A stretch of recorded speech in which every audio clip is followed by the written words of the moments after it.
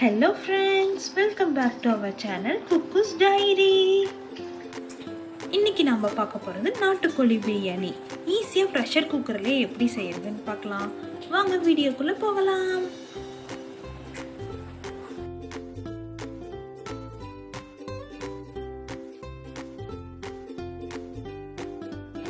First சிக்கனை marinate பண்ணி வச்சுக்கலாம். அதுக்கு ஒரு பவுல்ல 1 கப் தயிர் சேர்த்துக்கலாம். அது கூட 1/2 டீஸ்பூன் உப்பு, 1 டீஸ்பூன் மிளகாய் தூள், 1/2 டீஸ்பூன் கரம் மசால், 1/2 டீஸ்பூன் மஞ்சள் சேர்த்து நல்லா கலந்துக்கலாம்.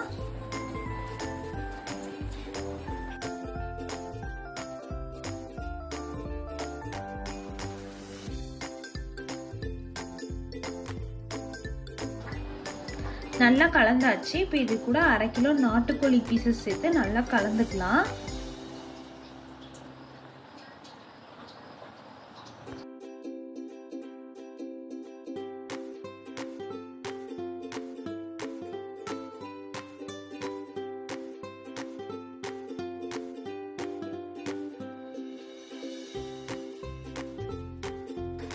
இப்போ இதை 1 மணி நேரம் நல்லா ஊற வச்சு எடுத்துக்கலாம்.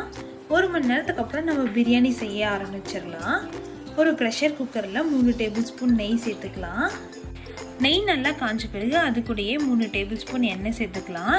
எண்ணெய் நல்லா காஞ்ச பிறகு 3லிருந்து 4 பச்சை மிளகாய், 3 ஏலக்காய், சோம்பு, பட்டை, கிராம்பு, ஏலக்காய், பிரியாணி இலை, கல்பாசி இதெல்லாம் சேர்த்து நல்லா பொரிய விட்டுறலாம். மசாலா பொருட்கள்லாம் நல்லா பொரிஞ்சாச்சு. இப்போ இது கூட 3 பெரிய வெங்காயத்தை மெலிசா கட் பண்ணி சேர்த்துக்கலாம். வெங்காயம் நல்லா வதக்கிக்கலாம்.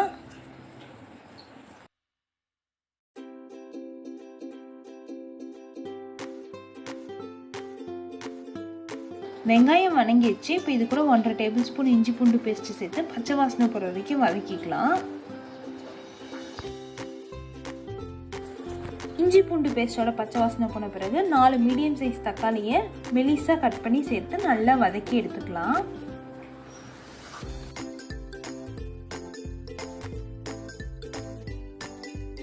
தக்காளி நல்லா வதங்கிடுச்சு. இப்போ இது கூட 1/2 டீஸ்பூன் மஞ்சள்தூள், 1 டேபிள் ஸ்பூன் மிளகாய் தூள், 2 டேபிள் ஸ்பூன் கொத்தமல்லி தூள் சேர்த்து நல்லா கலந்துக்கலாம். கலந்ததுக்கு அப்புறம் நம்ம ஏற்கனவே 1 மணி நேரம் மேரினேட் பண்ணி வச்சிருக்க சிக்கனை சேர்த்து நல்லா கலந்து விட்டுக்கலாம்.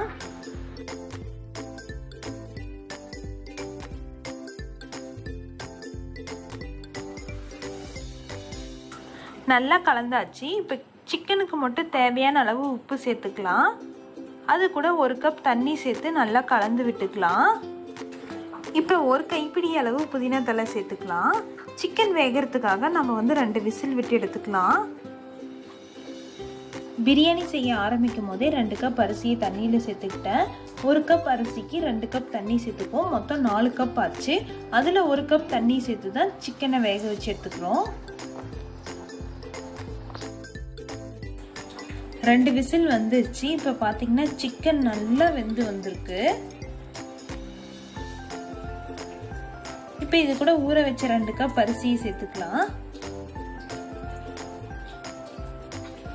அது கூட மீதி இருக்க 3 கப் தண்ணியை சேர்த்து நல்லா கலந்து விட்டுக்கலாம்.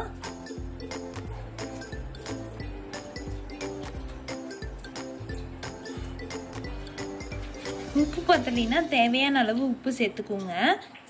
நல்லா கொதி வந்த பிறகு 1 கைப்பிடி அளவு புதினா தழை, கொத்தமல்லி தழை சேர்த்து ஒரு விசில் விட்டு எடுத்துக்கலாம்.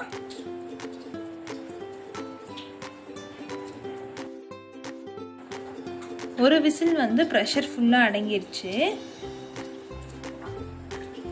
இப்போ பார்த்தீங்கன்னா நம்மளோட சுவையான சிக்கன் பிரியாணி ரெடி. சுவையின் மனம் வீடெங்கும் பரவட்டும். இந்த வீடியோ உங்களுக்கு பிடிச்சிருந்தா மறக்காம நம்ம சேனலை சப்ஸ்கிரைப் பண்ணிக்கோங்க. பக்கத்தில் இருக்க பெல் ஐக்கானை கிளிக் பண்ணிக்கோங்க. தேங்க்ஸ் ஃபார் வாட்சிங்.